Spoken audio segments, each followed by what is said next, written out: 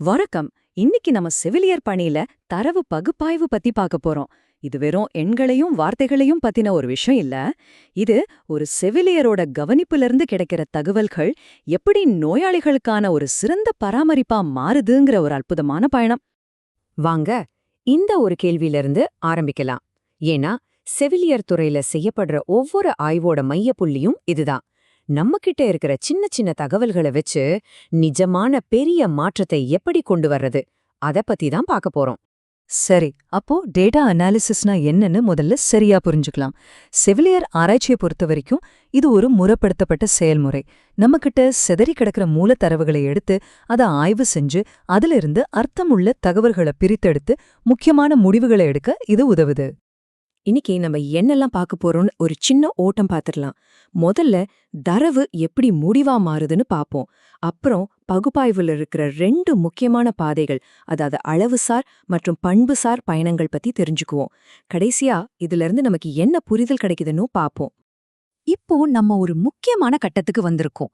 ஆராய்ச்சியில நம்மகிட்ட இருக்கிற டேட்டாவோட தன்மையை பொறுத்து பகுப்பாய்வு 2 தனித்துவமான பாதைகள்ல பயணிக்குது. ரெண்டுமே ரொம்ப ரொம்ப முக்கியம். இந்த 2 பாதைகளையும் கொஞ்சம் தெளிவா பார்க்கலாம். இடது பக்கம் பாத்தீங்கன்னா அளவுசார் பகுப்பாய்வு. இது முழுக்க முழுக்க எண்கள், புள்ளி விவரங்கள் சம்பந்தப்பட்டது.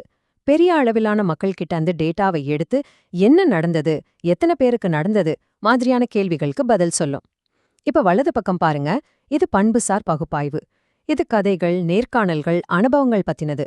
சின்ன குழுக்கள் கிட்ட ஆழமா பேசி ஏன் இப்படி நடந்தது, எப்படி உணர்ந்தாங்க அப்படிங்கிற கேள்விகளுக்கு விடை தேடும். சரி, வாங்க முதல்ல குவான்டிடேட்டிவ், அதாவது அளவுசார் பகுப்பாய்வுங்கிற பாதையில நம்ம பயணத்தை ஆரம்பிக்கலாம். இந்த எண்கள் நமக்கு என்ன கதைய சொல்லுதுன்னு பார்க்கலாம். இந்த அளவுசார் பயணம்ங்கிறது ஒரு படிப்படியான செயல்முறை. முதல்ல கிடைச்ச எல்லா டேட்டாவையும் சுத்தம் செஞ்சு ஒழுங்குபடுத்துறோம். அடுத்து அதை ஒரே மாதிரியான குழுக்களா பிரிக்கிறோம். அதுக்கப்புறம் சராசரி, இடைநிலை மாதிரி புள்ளி விவரங்களை வச்சு அந்த டேட்டாவோட அடிப்படை தன்மைகளை புரிஞ்சுக்கிறோம்.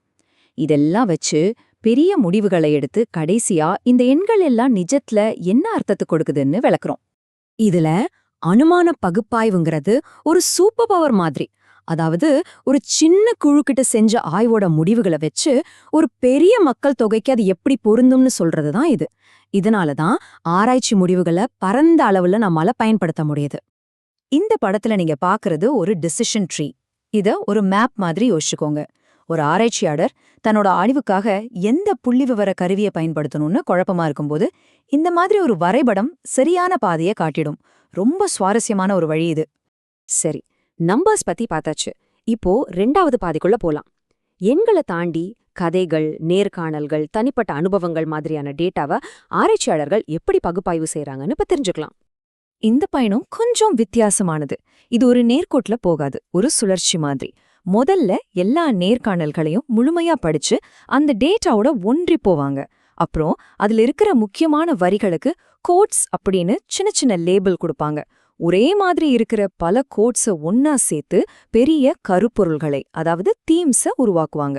கடைசியா இந்த கருப்பொருள்களை எல்லாம் வச்சு அந்த அனுபவத்தோட ஒரு ஆழமான கதையை உருவாக்குவாங்க.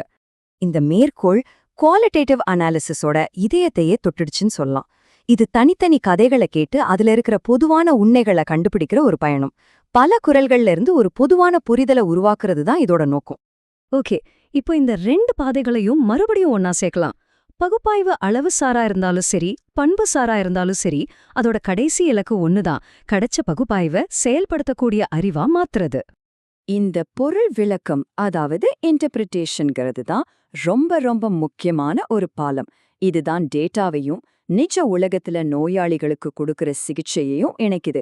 புள்ளி விவரங்கள்லாம் இங்கதான் நோயாளிக்கு உதவுற ஒரு அர்த்தமுள்ள செயலா மாறுது. அப்போ இது எல்லாத்துல இருந்து நம்ம எடுத்துக்க வேண்டிய விஷயம் என்ன? டேட்டா அனாலிசிஸ்ங்கிறது வெறும் தகவல்களை சேகரிச்சு வைக்கிறது இல்ல.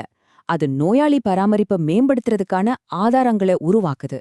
அளவுசார் பகுப்பாய்வு எது வேலை செய்துன்னு நிரூபிக்குது. பண்புசார் பகுப்பாய்வு அது ஏன் வேலை செய்துன்னு விளக்குது. ஒரு நோயாளிய முழுமையா புரிஞ்சுக்க இந்த 2 பாதைகளுமே நமக்கு கண்டிப்பா தேவை. கடைசியா ஒரு நிமிஷம் இத பத்தி யோசிச்சு பாருங்க. நம்ம சேகரிக்கிற ஒவ்வொரு டேட்டாவும் ஒரு கதைய சொல்லுது. செவிலியர் ஆராய்ச்சியில நோயாளி பராமரிப்பை இன்னும் மேம்படுத்த நாம அடுத்து என்ன கதைய கண்டுபிடிக்க போறோம்? இந்த தேடல் தான் இந்த துறையை எப்பவும் உயிர்ப்போட முன்னோக்கி நகர்த்திக்கிட்டே இருக்கு.